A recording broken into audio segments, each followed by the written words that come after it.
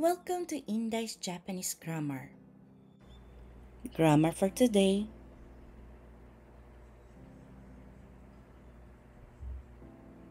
Level N3. Hi, so ang pangalawang grammar po natin is made. Made. Parehas po siya kanina, made. Pero kanina, nani-nani made. Ngayon naman, nani-nani made. Tapos susunod din po siya, nani-nani. Hi, so, hone made taberareru. Hi, so ang conjugation niya po is noun made. Hi, ang katumbas po nitong made dito ay hanggang o kaya naman pati. Hi, so ginagamit po ang made na ito para ipahiwatig ang simula at hangganan. At bigyan din ang sunod na salita nito. So, tingnan po natin. Ano po? Hone made taberareru. So, ibig po sabihin, meron po dyan pong pagkain, tapos meron pong buto. Pag sinabi po, hone made. So, ibig po sabihin, lahat maaari niyang kainin. Kasi pati daw po yung buto pwedeng kainin. So, yung hangganan, kung hanggang sa maaaring kainin yung pagkain na yun, ibig po sabihin, pati yung buto pwedeng kainin. So, ibig sabihin, yung hangganan noon, lahat yun maaari niyang kainin po. Ano po? Tapos, binibigyan din ang sunod na salita. So, ibig sabihin, makakain. Ano po? Binibigyan niyang diin yung makakain na sumunod na salita dito. Pag yung made po, noun, made, tapos yung sunod na salita, yun po yung paggamit nito. Hay, kumbaga range, may range po siya. Ano po? Hay. So, meron pa po tayo ditong another explanation for this grammar. May nilalaman itong pagkabigla. Hay. Tingnan po natin ulit yun.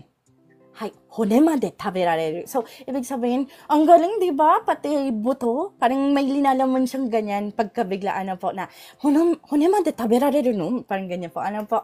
Hay, may halo po siyang pagkabigla. At madalas itong gamitin like nani-nani kara nani-nani made. Hay. So, kung halimbawa, scale po natin is oras. Ito, 5時から6時まで. So, ibig po sabihin, from 5 o'clock hanggang 6 p.m., 6 o'clock, ano po, madalas po siyang gamitan nitong, magka-partner po sila madalas pag ginagamit po sa sentence. Pero hindi po always, madalas lang. Ano po? Hi! So, go po tayo sa example sentence po natin. So, ang next po re-recite po, PK-san, yoroshiku onegai itashimasu. Ako na pala. Hi, konbanwa. Yoroshiku onegai shimasu. Otsukaresama desu. Kono sakana wa hone made taberaremasu yo. Hi, PK-san, alam niyo po, gumagaling na po kayong magbasa. Napapansin ko. Mahawa lang po sa inyo. Sana mahawa po yung mga positive lang po. Wag po mahawa ang negative tulad ng pagka-iyakin. Hi, arigatou gozaimasu. Kono sakana wa hone made taberaremasu yo. Makakain po pati ang buto. Ito po yun. Ano po yung may kulay dito? Makakain po pati ang buto. Hi, so, PK-san, ano po sa tingin nyo ang gusto niyang sabihin? Or kung kaya po natin i-translate, go po tayo. Itong isdang ito, hanggang buto. Itong isdang ito, makakain pati hanggang buto. So desu. Tama. Opo, tama po. Kasi ang Tagalog po, pwede po natin ipagbaliktad. Wala pong problema po dun. Ano po? Lalo na po sa translation. Ang importante po, alam po natin kung ano pong grammar po yung ginagamit po natin po. Ano po? So, nagamit nyo po yung pati. So, tama po. So, dito po, tingnan po natin ang kada salita. Kono, ito, sakana wa, ang anang isda, hone, buto, ang buto, made, pati, taberaremasu, makakain. Mas form, po. Kaya may po. Yo, o, ano po to, expression lang po to dito sa Japan. Ano po? So, pag pinagdugtong-dugtong po ang salitang ito, magiging makakain po pati ang buto ng isdang ito. Kono sakana wa hone made taberaremasu yo. Yun po ang meaning. So, dito po yung made po, yung range po yung pinag-uusapan, kaya magiging lahat nakakain. Kasi wala pong susobra eh. Wala pong matitira. Ano po? So, ibig sabihin yung range po nito, lahat. Hay. Wala po yung simula dito hanggang dito. Ang range po niya, lahat.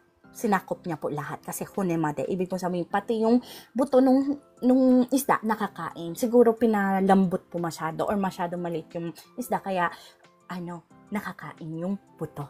Ano po? Hi, so go po tayo. PK-san sa next example po natin. Sa pangalawang example na sentence. Baba po natin. Hi, onegai shimasu. あなたまで私を hindi ko kita. Eto ne. Ayun.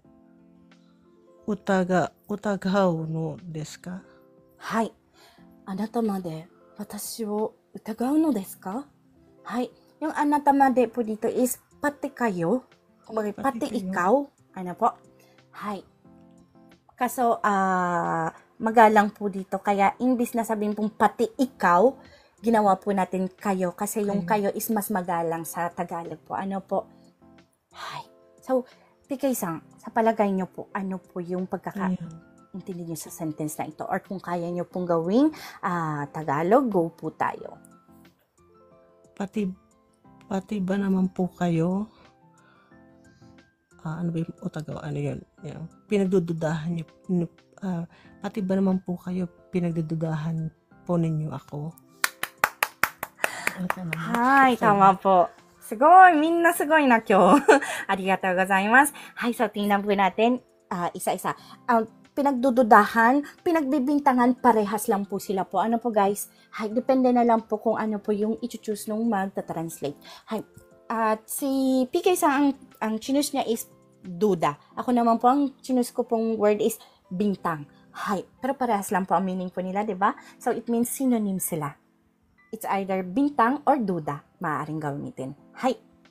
So, anata, kayo, made, pati, watashi wo, ako, utagaw, bintang po yon. Pero, ginawa po siyang utagaw no desu ka. Nagtatanong po siya, kaya pinagbibintangan nyo po ako. Hi. So, pag in-straight po siya, pag pinagdikit-dikit po siya lahat, magiging pati kayo, pinagbibintangan niyo po ako. Hay, may galang pa rin siya kahit pinagbibintangan siya, no? Hay. So, dito po, yung range po dito is, siguro yung marami nang nagbibintang sa kanya. At pati yung kausap niya, binibintangan siya. So, ibig sabihin, lahat nang bibintang sa kanya. Yan po yung range niya po doon. Ano po? Hay. So guys, hanggang dito na lang po yung grammar po natin for made. Meron po kayong katanungan sa nani-nani made, nani-nani. Kayo po, PK, sa meron po kayong katanungan? Wala na po. Salamat po. Daijoubu? Example lang. Example po. Go. Go po tayo. Example to. Ano kaya? Shino made aishimasu. Pinapakilig niya ako, PK-sa. Ay, ibig ko sabihin nun is, hanggang mamatay ako, mamahalin kita. Asa na yung banig? Naalala ko tuloy yung banig ni Taytay.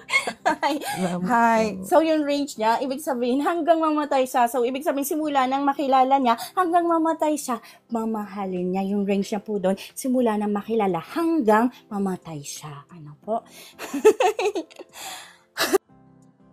Ito po ay cut out from our free entry lesson class. Sa taong 2025, may free entry lesson class po tayo tuwing MWF at 8 p.m. Japan time. Minsan, may extra class po tayo ng Saturday. At kapag meron, ay aking ina-announce ng umaga ng Sabado. Para po sa gustong sumali, please follow me and stalk me sa araw na aking nabanggit. Thank you for watching and please continue supporting me, follow me, and share my videos for more contents. Maraming salamat po. Hanggang sa muli.